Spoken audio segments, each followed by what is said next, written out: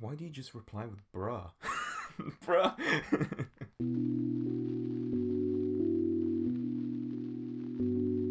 Hello people of YouTube, welcome back. I'm your host Tobias Soar, and today we're going to be talking about the 2015 film Savageland. If you haven't seen Savageland, and you're interested in it just by the title, let me describe this before I go into spoilers. It's a found footage horror film where the only footage that's left of the events are 36 black and white photos. It doesn't have jump scares. It doesn't even have moments of horrific tension where you just feel your skin crawl. It's something completely new. If that sounds interesting to you, go watch it right now. It's on Amazon Prime in the UK at least.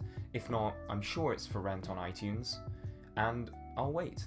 You don't need to spoil the film. Just pause the video now, go watch it. Savageland is by far the most creative zombie film I've ever seen. It takes the zombie genre to a new level and the found footage genre to another new level as well. These two elements are combined with the formula of true documentary filmmaking, where a crime is investigated after it happened, featuring interviews with witnesses or people who knew the area, the police chief, and even an interview with the murderer themselves before they were executed. The plot of Savageland is quite simply a border town in the Arizona-Mexico border is wiped out overnight, and there is one survivor, a man who's walking down the highway covered in blood and picked up by a trucker. From that point on, he is arrested and then he is interrogated. The police pin him as the murderer. They say that he was the murderer. He is an illegal immigrant, he knew the village like the back of his hand, and he murdered every single person there. But that's not the story that the photos tell. These photos are the core of the film. They are the footage, they are the only evidence of that night. And instead of being a series of shaky handheld video cam footage, they are 36 exposures of black and white film. Now, this is where the film gets political. The only survivor, Francisco Salazar, is pinned as someone who murdered 59 people in one night? Why is that the case? Why has he been pinned as the murderer? Well, he is an illegal Mexican immigrant in the south of the US. You go in expecting a found footage horror film or maybe a zombie splatterfest with blood and guts and gore, but what you actually get is a form of political filmmaking that explores the hardships and discrimination that Latinos experience in the United States, specifically in the judicial system. Now, to put the film into a socio-political context in the time in which it was produced and released, we are looking at 2015, the year before Trump was elected president of the United States, a year where America showed its ugly face and a lot of hatred for immigrants and Latinos came out. There are different touches that heighten this feeling of hatred towards the Mexican immigrants in that town. Specifically, an interview with one of the locals who, when asked to describe Sangre de Cristo, the village where the tragedy takes place, he calls it a savage land and says that they're all murderers and rapists that jump over the border, and that's why we need a wall. This sentiment also goes up the ladder of power with the sheriff, also having these really racist views in which he completely ignores the evidence, completely ignores the family of Salazar, and believes that yes, this man did indeed kill 59 people and not a horde of zombies, which in this world are unheard of. I found a really interesting interview with the writers and directors of the film by Ross Kiefer of The Carolinian, which is the University of North Carolina's student paper. Big ups to student journalism. The directors talk about how the film came together and what they did to make it feel so authentic.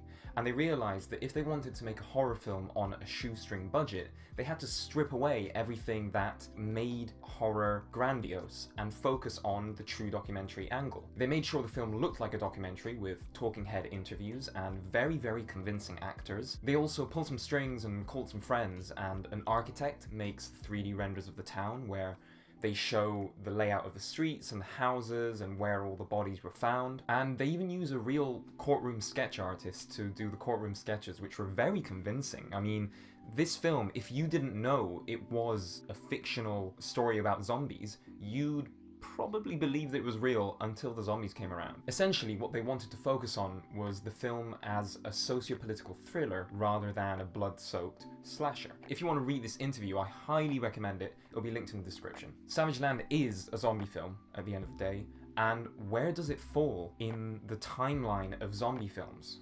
Well, here's a short history of the zombie genre.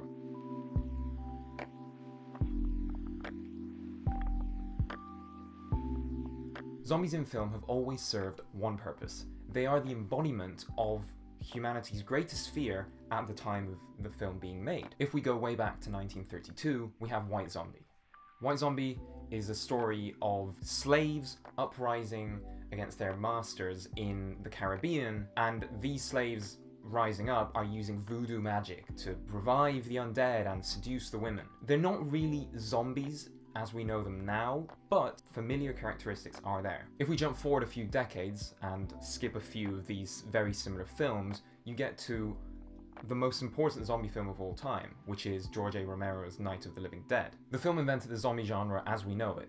The zombies are undead, they're cannibals, they can only die to a blow to the head. You know, all the standard zombie stuff that you can list off the top of your head, it comes from this one film. Now, the zombies themselves don't represent much else other than a supernatural threat. However, the theme of the film isn't men versus zombies. At its heart, Night of the Living Dead is a thriller which deals with issues of racial injustice. The protagonist, Ben, is a black man, and at the end of the film, not to spoil it, but he does get killed by an angry mob that see him as a zombie, and even though he's waving his hands and saying that he's not one, they shoot him anyway. 10 years later, Romero reinvented the zombie genre with Dawn of the Dead. Dawn of the Dead takes a different approach to zombies and uses them as a criticism of consumerism. So the zombies in that film, they go to a mall and they reenact their mindless shopping to highlight how ingrained this behavior has become in American society. Then, after 9/11, there was a resurgence of the genre once again. And what this did, it changed the anxieties that humans were feeling. Instead of portraying certain fears within a society, it went global. We're talking fast zombies that represent contemporary anxiety, the fear of a pandemic spreading through international trade routes, and the fear of migrants, considering that these zombies are usually portrayed as the other, the foreigner, the unknown. In 2002, we have Danny Boyle's 28 Days Later, which explores how the UK would handle a pandemic. Surprisingly, 18 years later, we can prove that they still can't do it very well, even with this film warning them. In 2007, Jaume Balagueró made a fantastic found footage film in Spanish called Rec. Rec, or REC, is anxiety-inducing. I mean, it's one of those films where you are constantly having zombies running at the camera, and the threat is very real and it's very gory, but he does also use the medium to tell stories of these anxieties. There are interviews with some of the people trapped in the building, one of which is an Argentine man who has moved to Barcelona, and he talks about, oh, it's probably the Arab neighbors, they're cooking strange things all the time and shouting in weird languages. Racial prejudice is once again really prevalent in the genre, even in 2007. Lastly, we have Max Brooks' World War Z, which was a novel published in 2006, and then got made into a film in 2013. What does World War Z show? Well, there are very clear parallels between some of the shots in that film and shots of migrants climbing fences. This film is the globalized pandemic, the globalized efforts against mass migration